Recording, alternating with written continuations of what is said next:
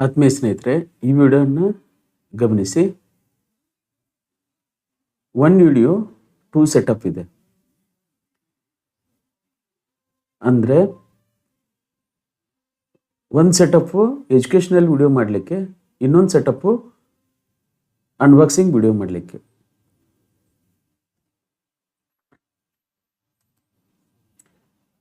ಈ ಸೆಟಪ್ ಯಾವುದಕ್ಕೆ ಅಂತಂದರೆ ಎಜುಕೇಷನಲ್ ವಿಡಿಯೋ ಮಾಡಲಿಕ್ಕೆ. ಆಮೇಲೆ ಈ ಸೆಟಪ್ಪು ಅನ್ಬಾಕ್ಸಿಂಗ್ ವಿಡಿಯೋ ಮಾಡಲಿಕ್ಕೆ.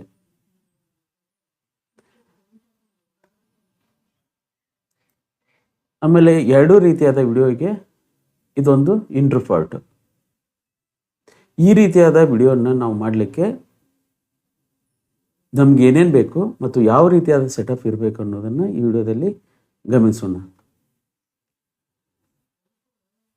ಸ್ನೇಹಿತರೆ, ಇಲ್ಲಿ ನೀವು ನೋಡಿದಂತೆ ಈ ರೀತಿಯಾದ ವಿಡಿಯೋನ ಮಾಡಲಿಕ್ಕೆ ನಾನು ಬಳಸ್ಕೊಂಡಂಥ ಗ್ಯಾಜೆಟ್ಟು ಮತ್ತು ಸಾಫ್ಟ್ವೇರನ್ನು ನೋಡೋಣ. ಮೊದಲಿಗೆ ಸಾಫ್ಟ್ವೇರ್ ಬಗ್ಗೆನೇ ಹೇಳ್ತೀನಿ. ನಾನು ಈ ರೀತಿಯಾದ ವಿಡಿಯೋ ಮಾಡಲಿಕ್ಕೆ ಬಳಸ್ಕೊಂಡಂಥ ಸಾಫ್ಟ್ವೇರ್ ಯಾವುದು ಅಂತಂದರೆ OBS ಸ್ಟುಡಿಯೋ. ಇದೊಂದು ಎವರ್ ಗ್ರೀನ್ ಅಪ್ಲಿಕೇಶನ್ನು. ಇದು ಓಪನ್ ಸೋರ್ಸ್ ಆಗಿದೆ. ಇದನ್ನು ಬಳಸ್ಕೊಂಡು ನಾವು ವಿಶೇಷವಾದ ವಿಡಿಯೋನ ತಯಾರು ಮಾಡ್ಕೋಬೋದು. ಕೆಲವೊಂದು ಸಂದರ್ಭದಲ್ಲಿ ಎಡಿಟಿಂಗ್ ಮಾಡುವಂಥ ಸಂದರ್ಭನೂ ಬರೋಲ್ಲ. ಈ ವಿಡಿಯೋನ ನಾವು ಮಾಡಿಕೊಂಡು OBS ಸ್ಟುಡಿಯೋನ ಬಳಸ್ಕೊಂಡು ಲೈವ್ ಸ್ಟ್ರೀಮ್ ಮಾಡ್ಕೋಬೋದು. ಡೈರೆಕ್ಟಾಗಿ ನಾವು ವಿಡಿಯೋ ಮಾಡ್ಕೊಳ್ತಾ ಲೈವ್ ಸ್ಟ್ರೀಮ್ ಮಾಡ್ಕೋಬೋದು. ಇಷ್ಟೊಂದು ಚೆನ್ನಾಗಿರುವಂಥ ಅಪ್ಲಿಕೇಶನನ್ನು ನಾನು ಬಳಸ್ತಾ ಇದ್ದೀನಿ. ಆಮೇಲೆ ಈ OBS ಸ್ಟುಡಿಯೋ ಬಗ್ಗೆ ಸ್ವಲ್ಪ ಕ್ವಿಕ್ಕಾಗಿ ತಿಳ್ಕೋಣ. OBS ಸ್ಟುಡಿಯೋ ಅನ್ನೋದೊಂದು ಓಪನ್ ಬ್ರಾಡ್ಕಾಸ್ಟಿಂಗ್ ಸಾಫ್ಟ್ವೇರು. ಪ್ರತಿಯೊಬ್ಬ ಪ್ರೊಫೆಷ್ನಲ್ ಯೂಟ್ಯೂಬರ್ಸ್ ಏನಿದಾರಲ್ಲ ಈ OBS ಸ್ಟುಡಿಯೋನ ಬಳಸ್ತಾ ಇದ್ದಾರೆ. ಆಮೇಲೆ ಎಜುಕೇಷನಲ್ ವಿಡಿಯೋ ಮಾಡಲಿಕ್ಕೆ ಈ OBS ಸ್ಟುಡಿಯೋ ಇದೆಯಲ್ಲ ಭಾಳ ಅವಶ್ಯ ಮತ್ತು ಇದನ್ನು ಬಳಕೆ ಮಾಡಲಿಕ್ಕೆ ತುಂಬ ಈಜಿ. ಫಸ್ಟ್ ಏನಾಗ್ತದೆ ಅಂತಂದರೆ ಇದನ್ನು ನೋಡಿದಾಗ ಕಾಂಪ್ಲಿಕೇಶನ್ ಅನಿಸುತ್ತೆ, ಬಟ್ ಇದು ಯೂಸರ್ ಫ್ರೆಂಡ್ಲಿ ಮತ್ತು ಈಸಿಯಾಗಿ ಬಳಸ್ಕೋಬೋದು. ಆದರೆ ಇದ್ರ ಬಗ್ಗೆ ಸ್ವಲ್ಪ ನಮಗೆ ಮಾಹಿತಿ ಇದ್ದರೆ ಇದನ್ನು ಚೆನ್ನಾಗಿ ಬಳಸ್ಕೋಬೋದು. ಈಗ ನಾನು ವಿಡಿಯೋ ರೆಕಾರ್ಡಿಂಗ್ ಮಾಡಲಿಕ್ಕೆ, ವಿಡಿಯೋ ತಯಾರು ಮಾಡಲಿಕ್ಕೆ ನಾನು ಬಳಸ್ಕೊತ ಸಾಫ್ಟ್ವೇರ್ ಯಾವುದು ಅಂತಂದರೆ OBS ಸ್ಟುಡಿಯೋ. ಹಾಗೆಯೇ ವಿಡಿಯೋ ರೆಕಾರ್ಡ್ ಮಾಡಲಿಕ್ಕೆ ನಾನು ಲ್ಯಾಪ್ಟಾಪನ್ನು ಬಳಸ್ತಾ ಇದ್ದೀನಿ. ಹಾಗೆ ಫೇಸ್ ಕ್ಯಾಮ್ ಆಗಿ ನಾನು ಒಟ್ಟು 3 ವೆಬ್ ಕ್ಯಾಮನ್ನು ಬಳಸ್ತಾ ಇದ್ದೀನಿ. ಒಂದು ಇಮೀಟ್ ಅನ್ನುವಂಥ ವೆಬ್ ಕ್ಯಾಮು, ಒಂದು ಕ್ರಿಯೋವೋಲ್ ಅನ್ನುವಂಥ ವೆಬ್ ಕ್ಯಾಮು, ಹಾಗೆ ಕ್ರಿಯೇಟಿವ್ V3 ಅನ್ನುವಂಥ ವೆಬ್ ಕ್ಯಾಮು. ಒಟ್ಟು 3 ವೆಬ್ ಕ್ಯಾಮು. ನಾನು ಯಾವುದೇ DSLR ಆಗಲಿ ಮೊಬೈಲ್ ಫೋನ್ ಆಗಲಿ ಬಳಸ್ತಾ ಇಲ್ಲ. ಕೇವಲ ವೆಬ್ ಕ್ಯಾಮನ್ನು ಬಳಸ್ಕೊಂಡು ಈ ರೀತಿಯಾದ ವಿಡಿಯೋನ ತಯಾರು ಮಾಡ್ತಾ ಇದ್ದೀನಿ. ಹಾಗೆ ಆಡಿಯೋ ರೆಕಾರ್ಡ್ ಮಾಡಲಿಕ್ಕೆ, ಇಂಡೋರ್ದಲ್ಲಿ ಶೂಟ್ ಮಾಡಲಿಕ್ಕೆ ನಾನು ಬಳಸ್ತಾ ಇರುವಂಥ ಮೈಕ್ರೋಫೋನ್ ಯಾವುದು ಅಂತಂದರೆ ಬೋಯಾ BY M1 ಮೈಕ್ರೋಫೋನು. ಸಾಫ್ಟ್ವೇರ್ ಯಾವುದು ಅಂತಂದರೆ OBS ಸ್ಟುಡಿಯೋ. ಗೆಜೆಟ್ಸ್ ಯಾವುದು ಅಂತಂದರೆ ವೆಬ್ ಕ್ಯಾಮು ಮತ್ತು ಆಡಿಯೋ ರೆಕಾರ್ಡ್ ಮಾಡಲಿಕ್ಕೆ ಬಳಸ್ತಾ ಇರುವಂಥ ಮೈಕ್ರೋಫೋನ್ ಯಾವುದು ಅಂತಂದರೆ ಬೋಯಾ BY M1. ಇಷ್ಟೇ. ಆಮೇಲೆ OBS ಸ್ಟುಡಿಯೋದಲ್ಲಿ ಬ್ಯಾಕ್ಗ್ರೌಂಡ್ ರಿಮೂವ್ ಮಾಡಲಿಕ್ಕೆ ಗ್ರೀನ್ ಸ್ಕ್ರೀನ್ ಬೇಕು. ಅದನ್ನು ಗ್ರೀನ್ ಸ್ಕ್ರೀನನ್ನು ಬ್ಯಾಕ್ಗ್ರೌಂಡ್ಗೆ ಹಾಕ್ಕೊಂಡಿದ್ದೀನಿ. ಅದನ್ನು ರಿಮೂವ್ ಮಾಡಲಿಕ್ಕೆ ಪರ್ಫೆಕ್ಟ್ ಆದ ಲೈಟ್ ಸೆಟಪ್ ಬೇಕು. ಅದನ್ನು ನಾನು ಮಾಡ್ಕೊಂಡಿದ್ದೀನಿ. ಇಷ್ಟು ಬಳಸ್ಕೊಂಡು ಹಾರ್ಡ್ವೇರು ಮತ್ತು ಸಾಫ್ಟ್ವೇರ್ನ ಬಳಸ್ಕೊಂಡು ನಾನು 2 ರೀತಿ ವಿಡಿಯೋ ಮಾಡಲಿಕ್ಕೆ ಒಂದೇ ರೀತಿಯಾದ ಸೆಟಪ್ಪನ್ನು OBS ಸ್ಟುಡಿಯೋದಲ್ಲಿ. ಮೊದಲಿಗೆ ಈಗ ಇಲ್ಲಿವರೆಗೆ ಕೇಳಿಸ್ಕೊಂಡ್ರಲ್ಲ, ನೀವು ನೋಡ್ತಾ ಇದ್ದೀರಲ್ಲ, ಇದು ಸೀನ್ 1. ಸೀನ್ 1. ಈ ಸೀನ್ 1 ಹೇಗೆ ಮಾಡ್ಕೊಂಡಿದ್ದಾನೆ ಅನ್ನೋದನ್ನು ತೋರಿಸ್ತೀನಿ ಅಷ್ಟೇ. ಇಲ್ಲಿ ಆಡಿಯೋ ರೆಕಾರ್ಡ್ ಮಾಡಲಿಕ್ಕೆ ಆಡಿಯೋ ಇನ್ಪುಟ್ ಕ್ಯಾಪ್ಚರನ್ನು ಹಾಕಿದ್ದೀವಿ. ಅದರಲ್ಲಿ ಬೋಯಾ BY M1 ಮೈಕನ್ನು ಸೆಲೆಕ್ಟ್ ಮಾಡ್ಕೊಂಡಿದ್ದೀನಿ. ನಂತರ ವೆಬ್ ಕ್ಯಾಮ್ ಯಾವುದು ಅಂತಂದರೆ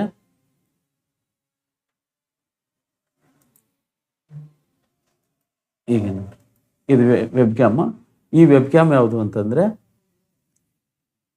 ಕ್ರಿಯೋಲ್ ಅನ್ನುವಂಥ ವೆಬ್ ಕ್ಯಾಮು. ಒಂದು ಇಮೇಜನ್ನು ಹಾಕಿದ್ದೇನೆ ನೋಡ್ರಿ, ಇದು ಇಮೇಜ್. ಬ್ಯಾಕ್ಗ್ರೌಂಡ್ ರಿಮೂವ್ ಆಗಿಂದ ನಾ ಏನು ಮಾಡಿದ್ದೀನಿ, ಈ ಇಮೇಜನ್ನು ಹಾಕ್ಕೊಂಡಿದ್ದೀನಿ. ಇಮೇಜ್ ಹಾಕ್ಲಾಗ ಬ್ಯಾಕ್ಗ್ರೌಂಡ್ ಹೆಂಗೆ ಕಾಣ್ತಿತ್ತು ನೋಡ್ರಿ ವಿಡಿಯೋಕ್ಕೆ.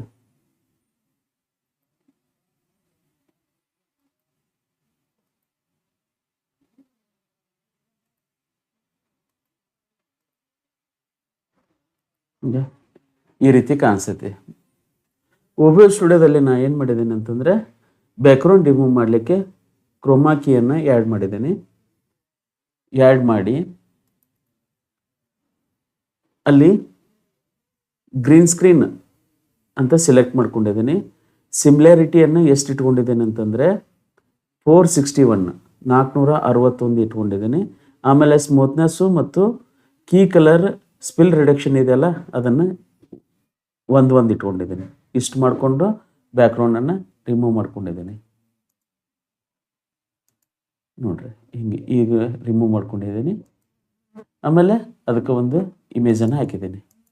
ಇಷ್ಟೇ ಫಸ್ಟು ಸೀನ್ 1ದಲ್ಲಿ ಮಾಡ್ಕೊಂಡಂಥ ಸೆಟಪ್ಪು. ಸೀನ್ 2 ಬರೋಣ. ಸೀನ್ 2ಗೆ ಬಂದಾಗ ಇಲ್ಲಿ ಏನೇನು ಸೋರ್ಸಸ್ಸನ್ನು ಹಾಕ್ಕೊಂಡಿವೆ ಅಂತಂದರೆ, ಒಂದು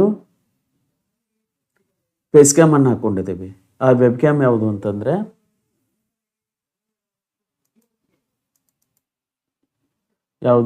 creative live cam sync V3 ಅಂತಂದು ಅದನ್ನು ಹಾಕ್ಕೊಂಡಿದ್ದೀನಿ. ಅದರ ಬ್ಯಾಕ್ಗ್ರೌಂಡನ್ನು ರಿಮೂವ್ ಮಾಡ್ಕೊಂಡಿದ್ದೀನಿ.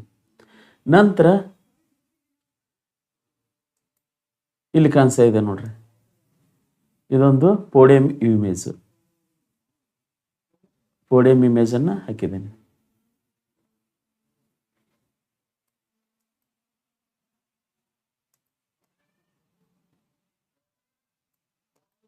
ಈ ರೀತಿ ಸೆಟಪ್ ಮಾಡ್ಕೊಂಡಿದ್ದೀನಿ.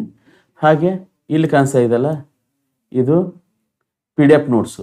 ಈ PDF ನೋಟ್ಸನ್ನು ನಾನು ವೆಬ್ ಕ್ಯಾಮ್ OBS ಸ್ಟುಡಿಯೋಕ್ಕೆ ಹೇಗೆ ಹಾಕ್ಕೊಂಡಿದ್ದೇನೆ ಅಂತಂದರೆ ವಿಂಡೋ ಕ್ಯಾಪ್ಚರ್ ಸಹಾಯದಿಂದ. ಈಗ ವಿಂಡೋ ಕ್ಯಾಪ್ಚರನ್ನು ಆಫ್ ಮಾಡ್ತೀನಿ ನೋಡ್ರಿ. ಮಾಡಿದಾಗ ಈ ರೀತಿ ಕಾಣಿಸುತ್ತೆ.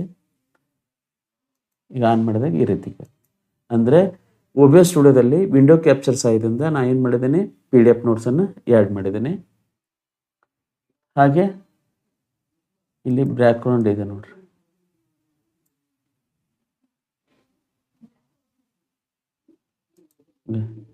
ಚೆನ್ನಾಗಿ ಕಾಣಿಸ್ಲಿ ಅಂತ ಒಂದು ಬ್ಯಾಕ್ಗ್ರೌಂಡ್ ಇಮೇಜನ್ನು ಹಾಕ್ಕೊಂಡಿದ್ದೇನೆ. ಇದು ಸೀನ್ 2ದ ಸೆಟಪ್ಪು. ಇನ್ನು ಮೂರನೇ ಈ ಸೀನ್ 2 ಸೆಟಪ್ ಎದಕ್ಕಂತಂದರೆ ಎಜುಕೇಷ್ನಲ್ ವಿಡಿಯೋ ಮಾಡಲಿಕ್ಕೆ. ಹಾಗೆ ಈಗ ವಿಂಡೋ ಕ್ಯಾಪ್ಚರ್ ಹಾಕ್ಕೊಂಡಿದ್ದಾನಲ್ಲ, ಅದನ್ನು ನೋಡ್ರಿ ಯಾವ ರೀತಿ ಬರ್ತಾ ಇದೆ.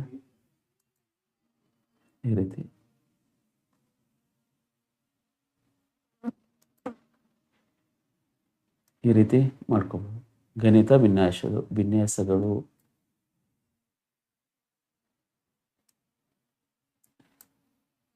ಗಣಿತ ಎಂದ್ರೇನು, ಈ ರೀತಿ ಆಮೇಲೆ ನಾವು ಬರಿಬಹುದು.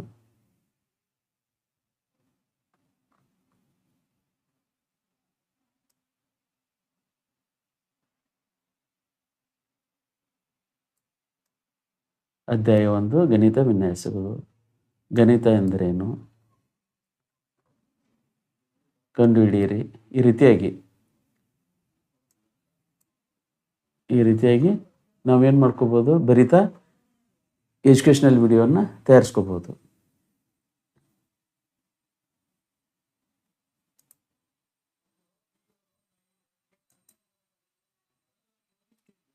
ಇದು ಸೀನ್ 2 ಅದಾಯ್ತು. ಈ ಸೀನ್ 2ದ ಎಜುಕೇಷನಲ್ ಸೆಟಪ್ಪು ನಿಮಗೆ ಹೇಗೆ ಅನಿಸುತ್ತೆ ಅನ್ನೋದನ್ನು ಕಮೆಂಟ್ ಮಾಡಿ ತಿಳಿಸಿ. ಆಮೇಲೆ ಸೀನ್ 3ಗೆ ಬರೋಣ. ಸೀನ್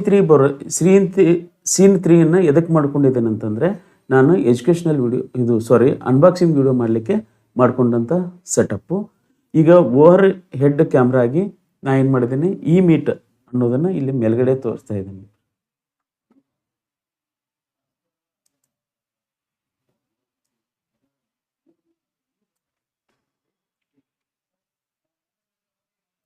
ಈ ರೀತಿ ಇಲ್ಲಿ ಕಾಣಿಸ್ತಾ ಇದೆಯಲ್ಲ, ಈ ಮೀಟ್ ಈ ವೆಬ್ ಕ್ಯಾಮನ್ನು ಹಾಕ್ಕೊಂಡಿದ್ದೇನೆ.